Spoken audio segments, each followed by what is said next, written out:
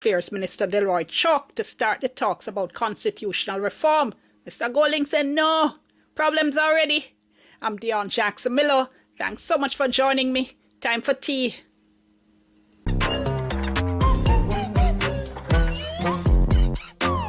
So remember, the Prime Minister had said he wanted to work with the opposition to, get something going on constitutional reform. So the Prime Minister now reaches out to start the discussions about constitutional reform and says the opposition leader, Mark Golding, should meet with the Minister of Justice and Constitutional Affairs, Delroy Chuck, to start those discussions. Mr. Golding said, no.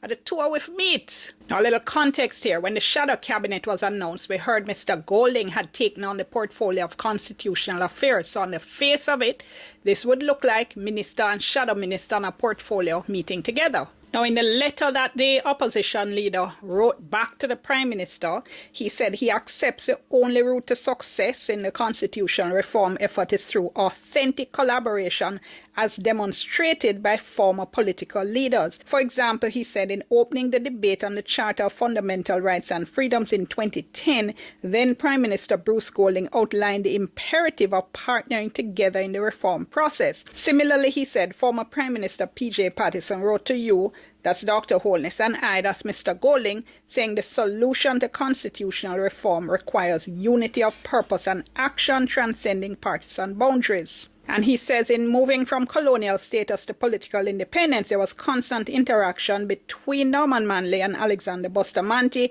as there was between P.J. Patterson and Edward Seaga during the constitutional reform undertakings in the 1990s. So he said, accordingly, is the two of them as the leaders of Jamaica's two major political parties who have to establish a basis for the partnership if the reform process is not to become another exercise in futility. So he says he was expecting an invitation to meet with the PM. Now, I interviewed on radio, on my radio program Beyond the Headlines on Radio Jamaica, opposition Member of Parliament Tony Hilton. Now, Mr. Hilton had represented the opposition on the Constitutional Reform Committee. And let me digress for a moment to say there are some words that we in the media like to pull out. So if anything goes wrong, if there's an accident of any kind, you're going to hear the words ill-fated. So let me say Mr. Hilton represented the opposition on the ill-fated Constitutional Reform Committee. And I'll soon tell you why I call it that. Jamaican people say, when I did not call it duppy. Well, I'm calling the Constitutional Reform Committee duppy.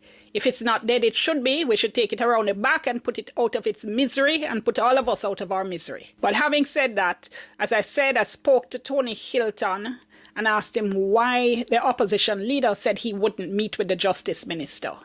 I know some people looked at it and said, but Mr. Golding has assumed portfolio responsibility for constitutional affairs. He's been asked to meet with the Minister for Justice and Constitutional Affairs. What's the problem? In one sense, I hope this is just a storm in a teacup because there is the need for a partnership. There is the need for the discussion to restart and for us to get on with the work that needs to be done. As the leader of opposition says, he embraced the offer, the position the Prime Minister announced at his inauguration, but felt that the discussion must be elevated and that for there to be clarity at the outset so that we don't have these fits and starts and these questions about the commitments of both sides to this process. So here we are. Look, I don't think the opposition leader's position is unreasonable. He's saying, look, the leaders have to talk first, the leaders have to meet and agree on what they have to agree on and talk about what they're supposed to talk about. Then the others now can take the issue and run with it. You can't look at Mr. Golding as just any other shadow cabinet minister. He's a leader of the opposition. Duh. And it's actually kind of disrespectful to be telling him to meet with a cabinet minister, right?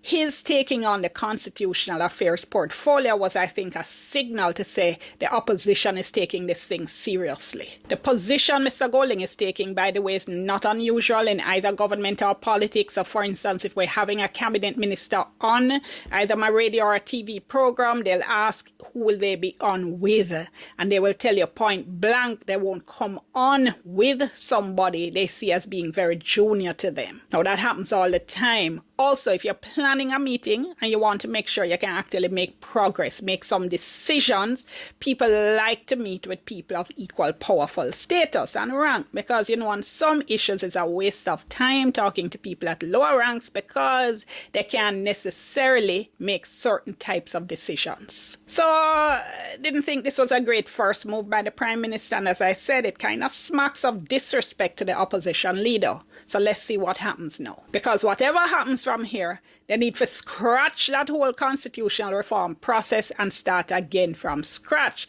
Here's why I said that. The Constitutional Reform Committee was chaired by the then Minister of Legal and Constitutional Affairs, Marlene Malahoo Fort. You can't have a committee like that chaired by a politician. It has to be a well-respected, non-partisan local expert, and we have quite a few people around that could fit that bill. Now, the makeup of the committee was a big problem. Lawyer upon top of lawyer upon top of lawyer, as if nobody else could talk about constitutional reform.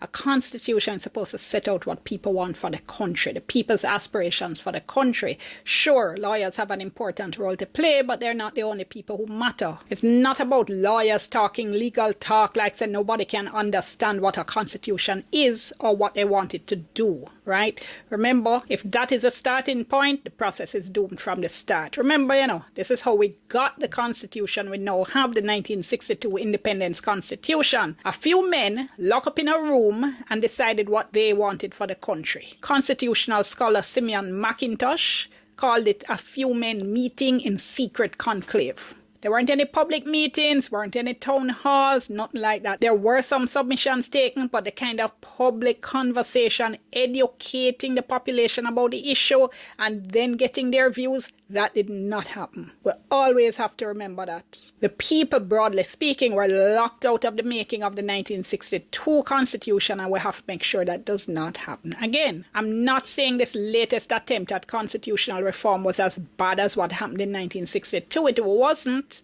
but neither was it as inclusive as it should have been, and that was said right from the start, and they never pay people no mind. So the church was saying, what about them? And by the way, you cannot have one representative who is supposed to represent the church on very controversial issues, because the church is a very broad umbrella that covers and captures a wide variety of views, especially when it comes on to controversial issues. Yeah, that civil society rep, what civil society say, never represent them. So yeah, whole heap of problems in the makeup of the committee right from the get-go. 3, they announced a decision on what the local head of state would look like even before there had been one comment from the public on this. We will be abolishing the constitutional monarchy as our form of government, and we will be removing the British monarch from our government.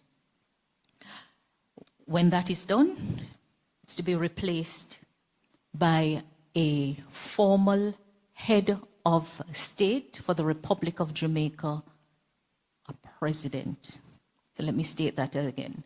Once we have abolished the monarchy from our makeup, the makeup of our form of government, it will be replaced by the office of President of the Republic of Jamaica. And the President of the Republic of Jamaica is to be a separate office from the head. The President of the Republic of Jamaica will be the formal head of state of the Republic of Jamaica, separate from the head of government of the Republic of Jamaica, President and Prime Minister. President as head of state, Prime Minister as head of government.